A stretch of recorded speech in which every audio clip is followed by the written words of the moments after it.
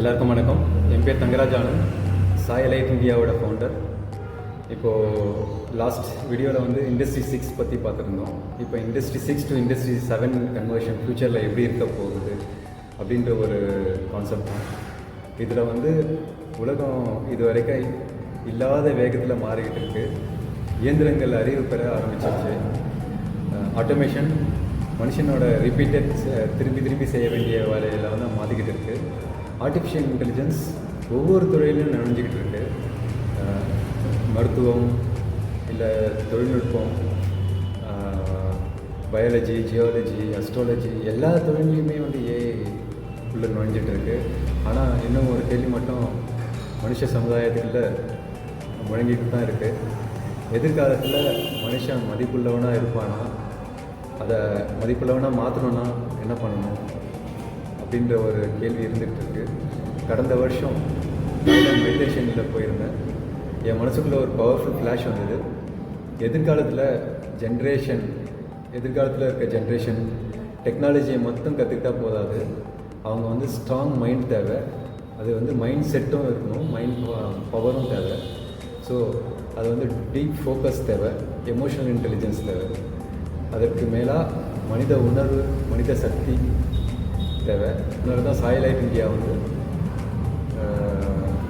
Mind power, emotional intelligence, artificial intelligence, அப்புறமா robotics எல்லாம் சேர்த்து சொல்லித்தரோம் நாங்கள். இப்போ வந்து ரோபோட்டிக்ஸ் மட்டும் கற்றுக் கொடுக்கல, நாங்கள் ஏஐ மட்டும் சொல்லிக் கொடுக்கல.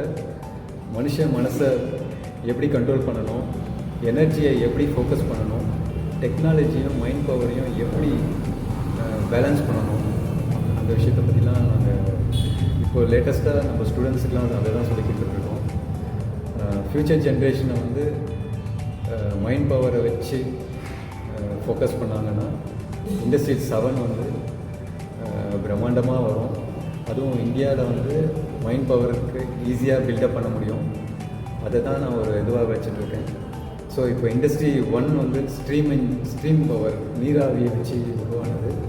இண்டஸ்ட்ரி 2 வந்து எலக்ட்ரிசிட்டி, அதை வச்சு உருவாக்குனாங்க. இண்டஸ்ட்ரி 3 வந்து கம்ப்யூட்டரை உருவாக்கி அது பண்ணாங்க. அதுக்கப்புறம் இண்டஸ்ட்ரி 4 வந்து மிஷினை வந்து கம்ப்யூட்டரில் கனெக்ட் பண்ணாங்க. இண்டஸ்ட்ரி 5 பார்த்திங்கன்னா மனுஷனையும் ஏஐயும் இணைச்சி ஒரு இது பண்ணிகிட்டு இருந்தாங்க.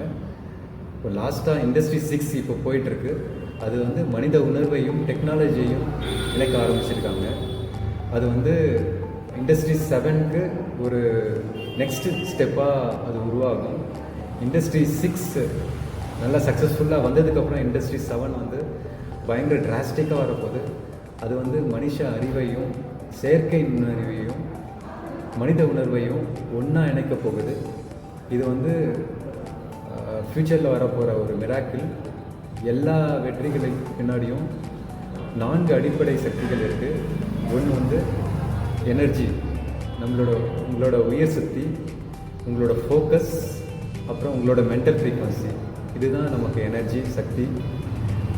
அதுக்கு அடுத்தது வந்து எஃபர்ட், ஊக்கம்.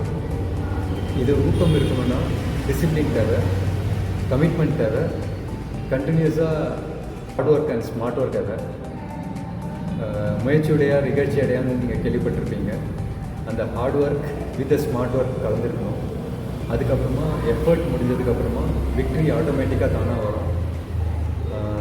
தோல்வி வந்து இல்லாமல் போகணும்னா, அதாவது தோல்வி வந்தாலும் அதிலேருந்து விழுந்து எழுந்து தைரியமாக வெளியில் வராங்க பாருங்கள், அப்போ வந்து ஒரு ஸ்டெப் எடுத்து வச்சாங்கன்னு அர்த்தம். ஸோ அந்த தோல்வியை வந்து ஒரு படிக்கட்டாக நினச்சிக்கணும். நான் இதுக்கு முன்னால் வீடியோவில் சொல்லியிருப்பேன்.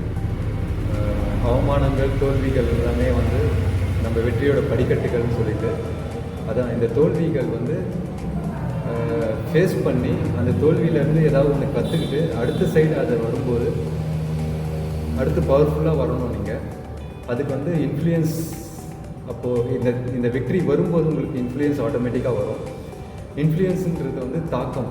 இந்த தாக்கம் வந்து நீங்கள் மட்டும் வளரக்கூடாது, உங்கள் கூட இருக்கவங்களையும் சேர்த்து வளர்த்து கூப்பிட்டு போகிறீங்க.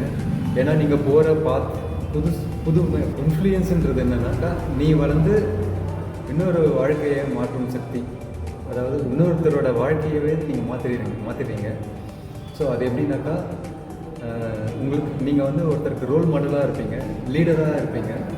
இதை வந்து இன்ஃப்ளூயன்ஸ் வந்து எப்படி உருவாகும்னா, நீங்கள் கண்டினியூஸாக ஜெயிக்கும் போது அதில் வந்து இன்ஃப்ளூயன்ஸ் நீங்கள் ரோல் மாடலை க்ரியேட் பண்ண முடியும். ஸோ நமக்கான ரோல் மாடல் வந்து சாய் லைட் இந்தியாவோட ரோல் மாடல் வந்து பெஸ்ட் ஃபவுண்டேஷன் போட்டிருப்போம். இந்த ஃபவுண்டேஷனில் Sai Light India robotics and AI சொல்லித்தரது மட்டும் இல்லாமல் குழந்தைங்களுக்கு இல்லை காலேஜ் ஸ்டூடெண்ட்ஸ்க்கு டெக் சூப்பர் ஹீரோவை க்ரியேட் பண்ணுறோம் நம்ம. இது வெறும் வார்த்தைகள் மட்டும் இல்லை, இது எதிர்காலத்தில் மனித நாகரிகத்துக்கு ஒரு ஃபவுண்டேஷனாக வரும். ஸோ இண்டஸ்ட்ரி 7 ஸ்மார்ட்டர் மிஷின் மட்டும் இல்லை, ஸ்ட்ராங்கர் ஹியூமனை பற்றிய விஷயம். எதிர்காலம் எப்படி ஆரம்பிச்சிச்சு, இப்போ கேள்வி ஒன்று தான் இருக்குது நம்ம மைண்டில். நீ எதிர்காலத்தை பார்த்துக்கிட்டு இருக்க போறியா அல்லது அதை உருவாக்க போறியா? Sai Light India robotics, AI, mind power இது எல்லாத்தையுமே சொல்லித்தரோம். Creating future tech superheroes. We are creating the innovation hub in schools and colleges. Also, we have a franchises. So, for franchise opportunity or for school and college innovation hub, please call me 9445505875 or 9884451075. திறன்கள் புத்திசாலித்தனமாக ஆகலாம், ஆனால் மனித உணர்வும் ஒழுக்கமும் சேர்ந்தால் தான் அடுத்த மனித நாகரிகத்தை உருவாக்கும். அது வந்து இண்டஸ்ட்ரி 7ல் வரப்போகுது. அது வந்து ஃப்யூச்சரில் 2035க்குள்ளே அது உருவாகிடும். இப்பயே நீங்கள் முடிச்சுக்கிட்டிங்கன்னா ஃப்யூச்சர் உங்கள் கையில் தான் இருக்குது. Best of luck.